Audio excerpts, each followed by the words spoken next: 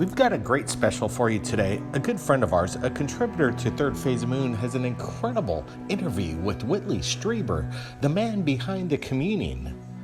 A special thanks to Dr. J Radio Live for this interview, and we're going to find out about Whitley and his encounters and his abductions and how he's inspired to share his incredible information in the books that he writes. Now listen to this incredible interview with Dr. J and Whitley Strieber behind the book, The Communion.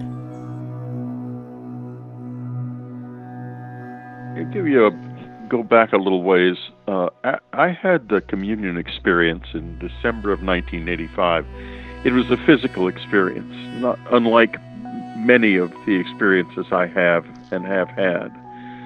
So it was intense enough to leave me very rattled, and I eventually went to the doctor and went through a whole process of discovery, both inward and outward, and ended up having to face the fact that it had happened, and it was not an explainable thing in the terms of the world as I understood it then. And that set me on a quest that I have been on ever since. I started this with the visitors, the contact experience. That was not the beginning of it. The beginning of it was going out in the woods in the dark of the night, which was not easy, because what I had seen and experienced was bizarre and absolutely terrifying.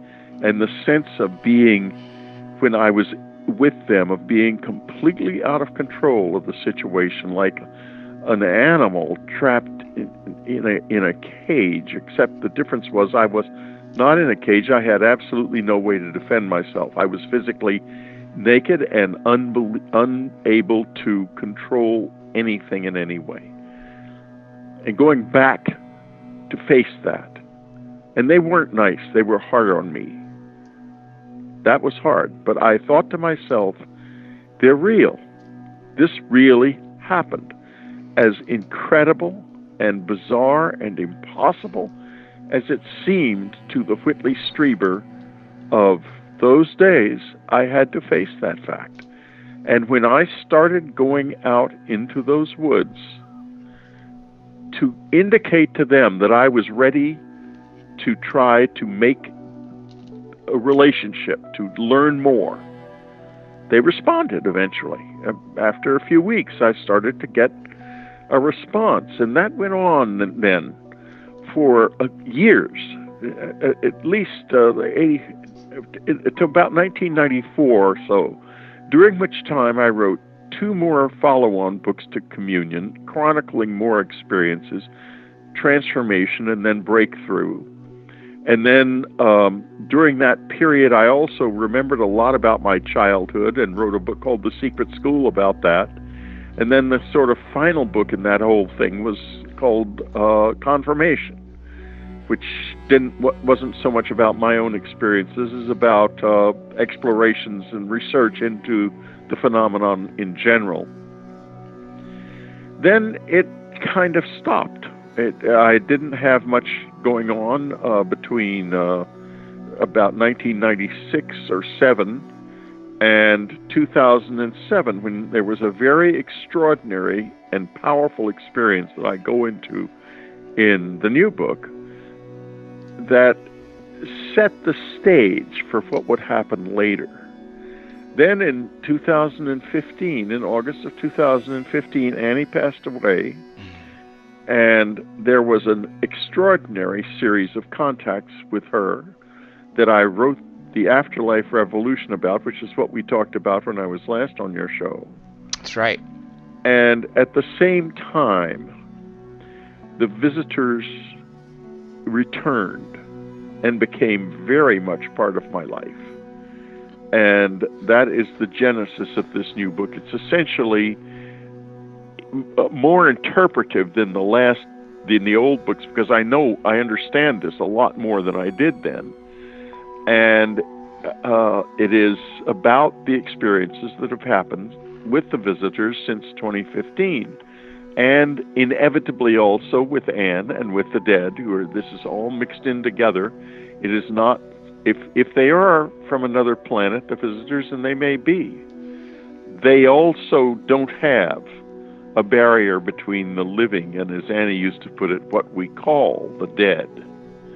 Because that's all mixed in together, and when you come into close encounter with them, you also almost inevitably will come into a completely different relationship with your own dead friends and relatives. Your whole soul will be opened up, not just a close encounter of the third kind in the conventional sense, but a complete revision of your experience of the real world is what happens. I had an implant placed in my ear, my left ear, in 1989, in May of 1989.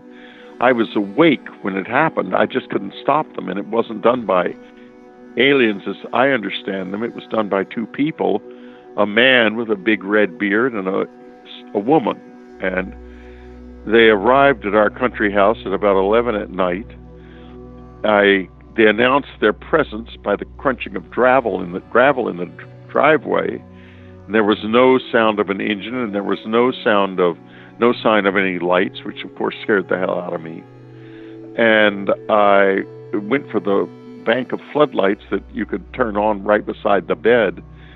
And as I was turning over to do that, I saw this man and woman at the foot of the bed. I started to go for the shotgun under the bed instead. Because by that time, by 1989, I wasn't concerned about the visitors anymore. They had been in that house many times. When friends were there, and in a new world, those friends are all named. It's not a one guy making claims anymore at all. The children saw them quite frequently, and they weren't dangerous to us. They were a fascinating part of our lives at that point. So I wasn't concerned about them.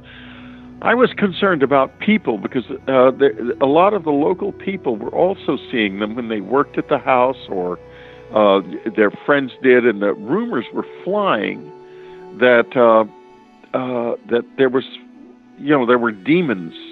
I was in league with demons. Wow. Because people are so ignorant, most of them, and so vicious and so scared and full of crazy lunatic beliefs. And I was afraid we were going to get killed. We were afraid even to walk in our woods. I had to stop by that time walking in the woods at night because I had talked about it on the air. And there were people out there with guns looking for me. So my fear in 1989 was that it was people coming after me, and that's what I saw. The next thing I knew, they moved toward the bed very rapidly, and I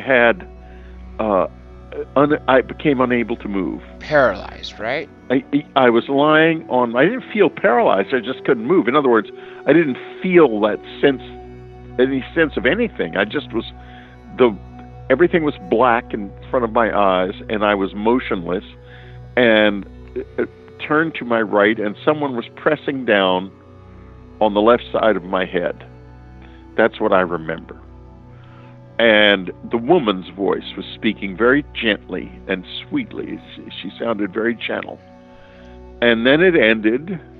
There was a flash. There was a crashing sound in the woods, and I jumped up, grabbed my pistol, and ran off into the house to try to see what was going on. Because as I jumped up, I saw the alarm system was still armed. It had not been breached.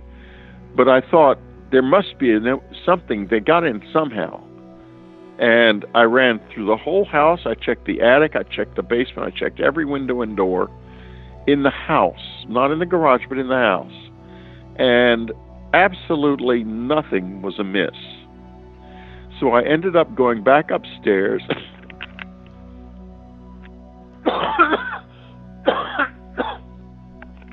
I ended up going back upstairs and just sitting on the bedside for a while, thinking, was it a lucid dream or what the hell happened? And I went back to bed, and sort of I don't remember sleeping particularly well that night. I got up in the morning and told Annie about it, because we had a pact to tell everything as soon as it happens, as soon as we can.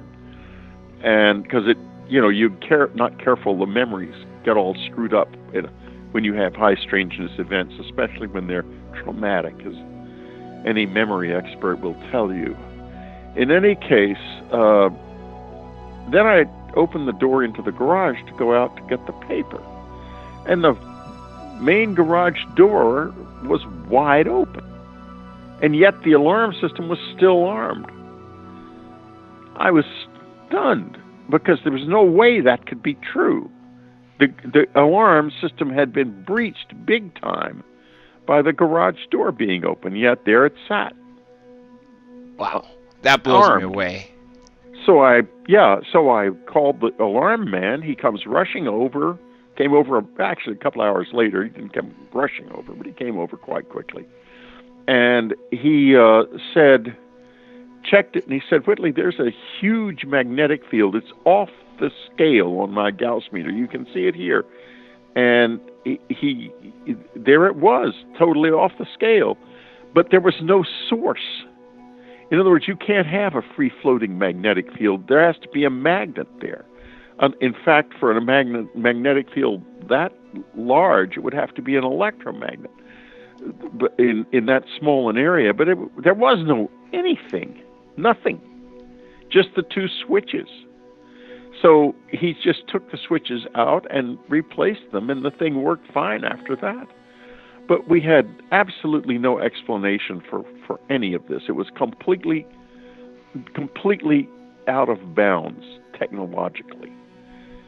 The next thing, though, either that afternoon or the next afternoon, I noticed pain in my left ear. And I reached up and touched it, as I am doing now, and there was a little lump there that hadn't been there before.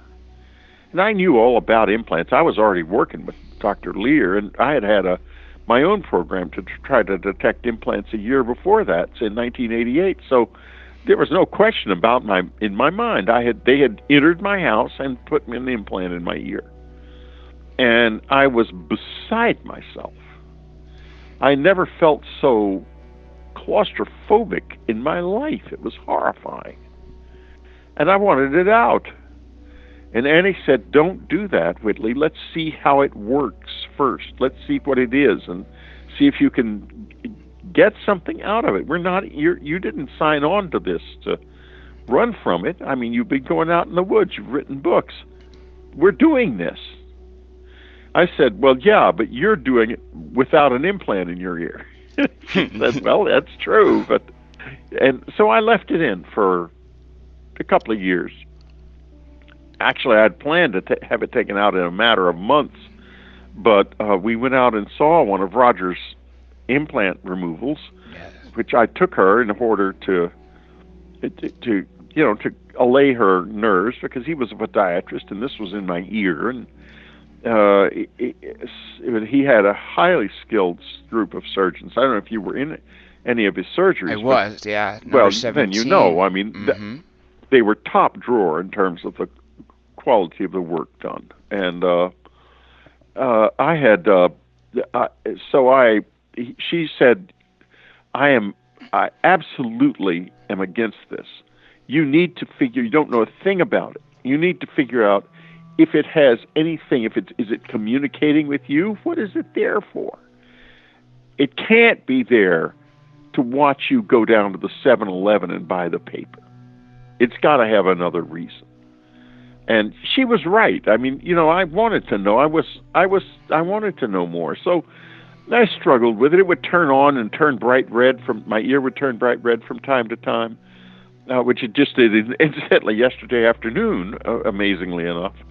It doesn't do it but once or twice a year. Maybe a New Year's show was coming up. I don't know. Wow. I was at a concert, and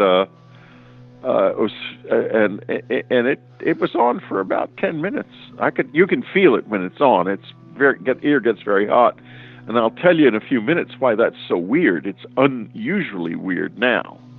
In any case, in 1997, we were now living in San Antonio, Texas. We had lost the cabin because of people not wanting to buy my books anymore, because I became a laughingstock. I was raped, and I talked about it very gingerly by calling it a rectal probe rather than a rape. And that meant that a lot of these bullies and whatnot were able to make it a joke on TV. And I became sort of a national joke for having been raped. But if you are a joke, if you're controversial, people will buy your books, no question. But if you're being laughed at, no way. And my sales collapsed, and of not just my books about this subject, but of everything. And we lost everything. So anyway, we were down there living in a little condo in San Antonio, and fortunately I have a lot of friends there, and including friends whose uncle was instrumental in creating something called the Southwest Research Institute, which he developed and underwrote. He was very wealthy. And they introduced me to Dr. William Mallow, who was the head of materials science there. And we began studying Roger Lear's implants. And Roger would come from time to time to the foundation, and we studied quite a few of his implants, in fact, there. And the question became, why not yours, Whitley, especially because Bill Mallow saw it turn on in his office one time, raced me into a signals acquisition laboratory, got a signal off of it. Unfortunately, the lab was classified, and I couldn't learn anything about the signal. 20 years later, I was at a library event in San Antonio, and two men walked up to me out of the crowd and said, "We just want to tell you that we were present when that signal was acquired from the implant in your ear, and it remains the most unusual, not one of, but the most unusual signal that has ever been acquired, and it's still under study." And I said, "Well, can I learn more about it?" And he said, "No, in fact, I'm not even supposed to be doing this, but you deserve to know at least this. It's still classified." And he turned and walked out. With two guys, actually. You mentioned, I always thought it was to follow where you were, to basically locate you, but it has other functions. Why would they care? Right. It would. I think maybe I've learned a lot about this thing, and that's not of any interest to anyone except me. I mean, the fact that I'm at the grocery store or wherever, if they want to come, they're going to come to you in the night anyway, and you're always going to be in bed. You know, they're not going to care whether you're in.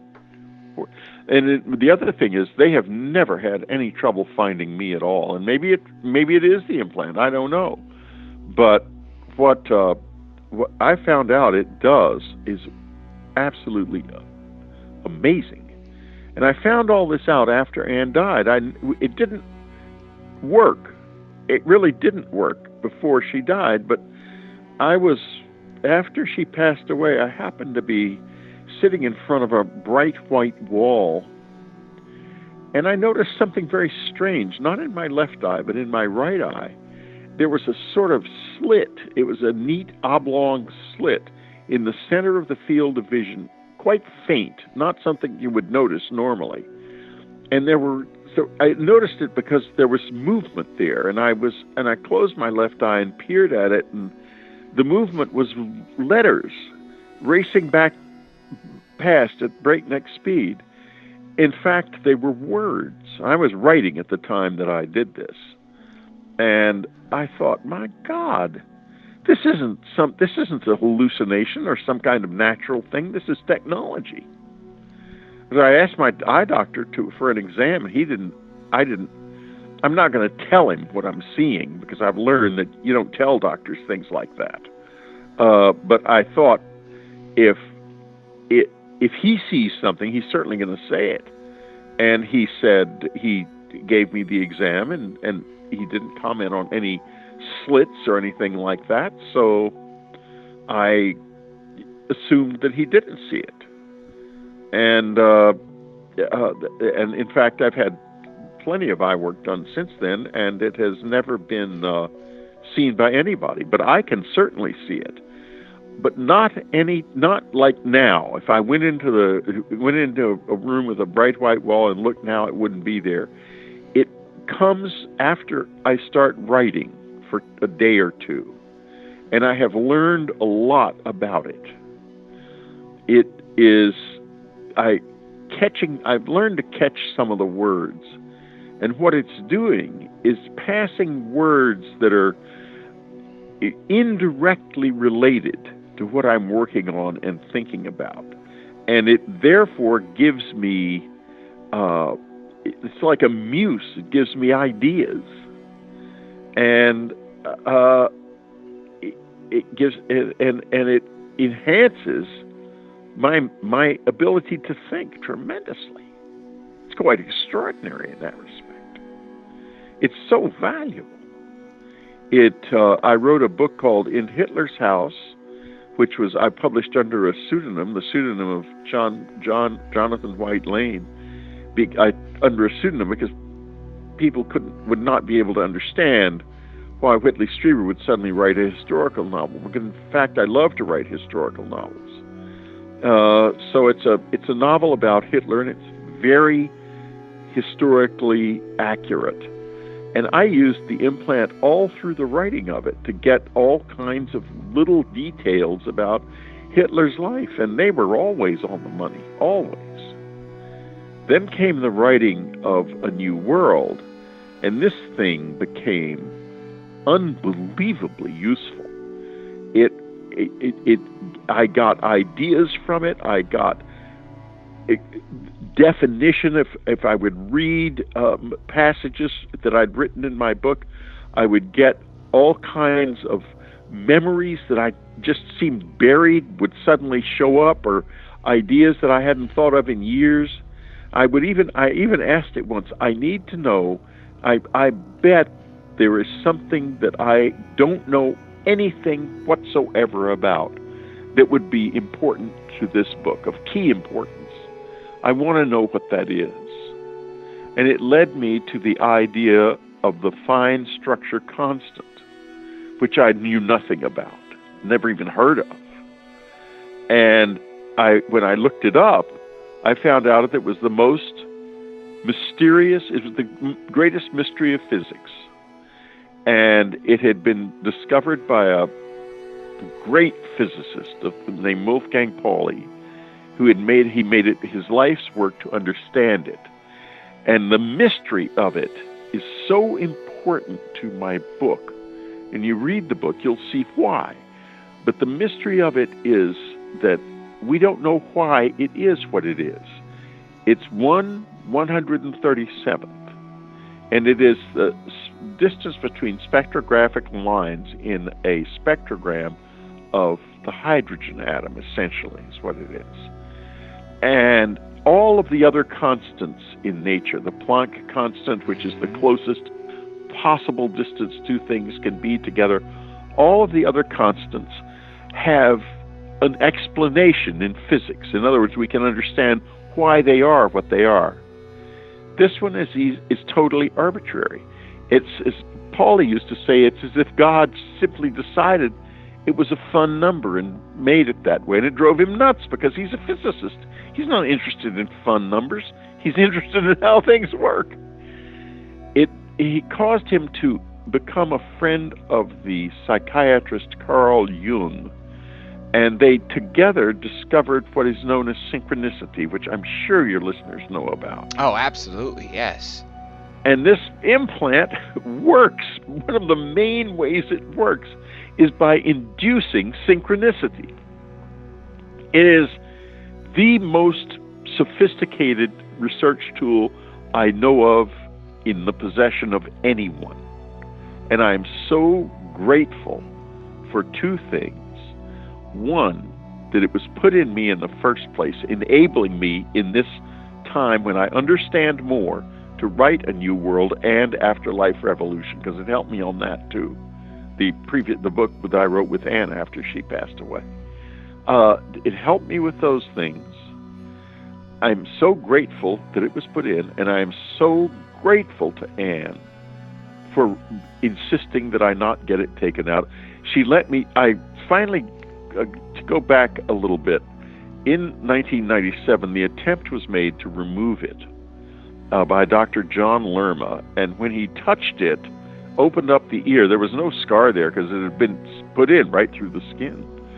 He said it's a white disc, and when he touched it, it moved down into the earlobe. It was up in the top of my ear, and he pulled out because he said, I can't, nothing I can do with this. I have to take your ear off.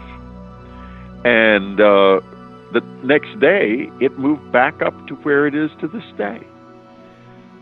So there you have it, the implant, my most valuable possession.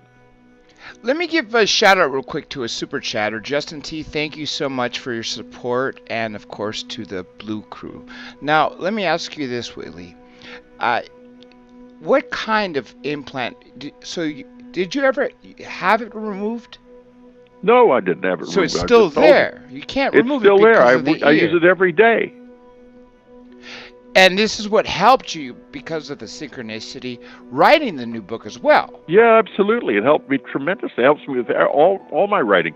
It's not on now. It was on yesterday afternoon, but it's for some reason, I don't know why. It's not on right now, but it is on generally when I'm writing, yes.